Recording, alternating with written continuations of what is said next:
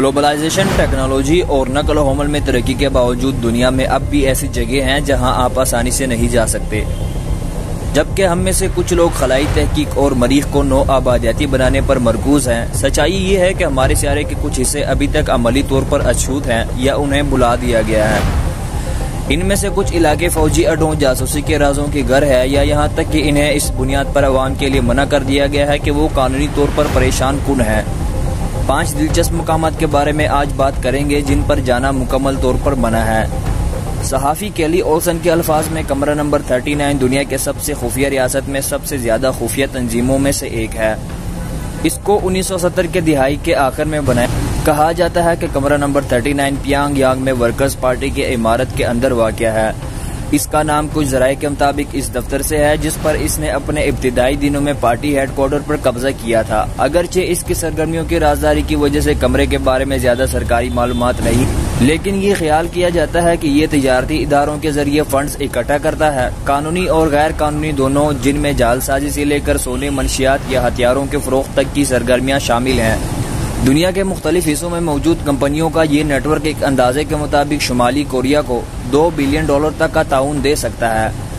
ये ख्याल किया जाता है कि कमरा नंबर 39 $100 के सुपर नोट बिलों की जदीद तरीन जालसाजी के पीछे हो सकता है जो दिहाइयों के दौरान जारी किए गए थे।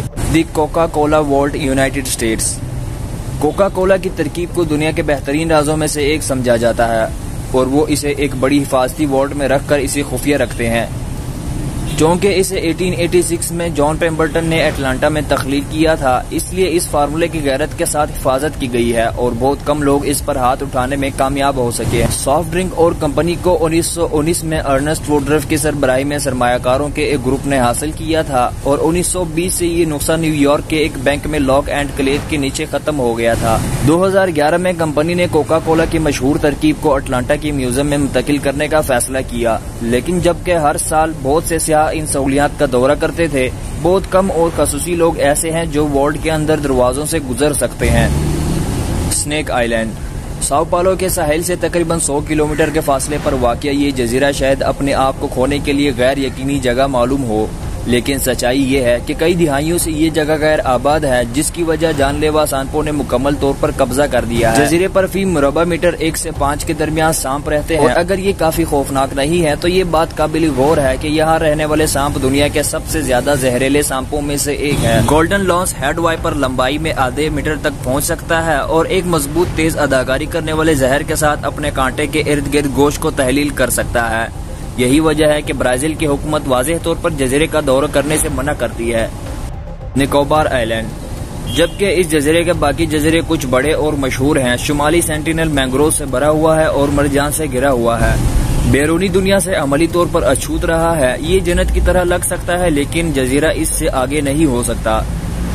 अगरचे इसका जुग्राफिया इसे जमीन पर सबसे अलग थलग जगहों में से एक बनाता है, ये दुनिया के चंद बाकी मानदा गैर राब्ता कबाइल में से एक आबाद है। इस जजीरे के मुकामी लोग, जिन्हें सेंटिनल्स कहा जाता है, का जदीद दुनिया से अमली तौर पर कोई असर नहीं है। तारीख में आबादी के साथ मुकाबिलों को तशद्दुद का सामना करना पड़ा है। 2006 में इन्होंने 2 माही गिरों को हलाक कर दिया जिनकी कश्ती करंट की वजह से अपने साहिल पर ले गई थी। दी गार्डियन के मुताबिक 3 मील का पाबंदी वाला इलाका जायरीन को इलाके में दाखिल होने से रोकता है। मकामी और कबाइली लोगों के हकूक के लिए काम करने वाले एक NGO सर्वाइवल के मुताबिक भारतीय हुकूमत ने सेंटिनल से राब्ता करने का कोई मंसूबा तर्क कर दिया है। पूरे कबीले को सिर्फ ऐसी बीमारियों से मिटाया जा सकता है जिनसे उन्हें कोई इस्तिस्ना हासिल नहीं है। यही वजह है कि हुकाम उनसे राब्ता न रखने की ख्वाहिश का एहतराम करते हैं। भंगड़ किला, भारत। राजस्थान में जयपुर और एलोर के दरमियान इसके खंडरात पड़े हैं जो कभी एक शानदार सल्तनत थी। ये किला अंबर कचवाहा के हुक्मरान ने अपने सबसे छोटे बेटे के लिए 1573 में बनाया था और आहिस्ता आहिस्ता इसकी आबादी 1783 तक कम होती गई, जब एक सख्त कहत ने वहाँ रहने वाले देहातियों को भागने पर मजबूर कर दिया। मकामी दास्तानों का कहना है कि सल्तनत के तबाह होने की वजह ये थी कि ये किला लानती था। टाइम्स ऑफ इंडिया के मुताबिक हिंदुस्तान में वाहिद कानूनी तौर पर तस्लीम शुदा प्रेतवादत की जगह के तौर पर तुलु आफ्ताब से पहले या गरूब आफ्ताब के बाद दाखिल होने के लिए हुकूमती इजाजतनामे की जरूरत होती है। अगरचे ये कहा जाता है कि इसकी वजह जंगली रात के जानवरों जैसे शेरों और इलाके में मसनूई रोशनी की कमी है, लेकिन कोई नहीं जानता कि खंडरात में और क्या चीज छुपी हो सकती है। उम्मीद करता हूँ दोस्तों वीडियो पसंद आई होगी। अगर पसंद आई है तो हमारे चैनल को सब्सक्राइब करें ऐसे ही अमेजिंग और इन्फॉर्मेटिव वीडियोस के लिए।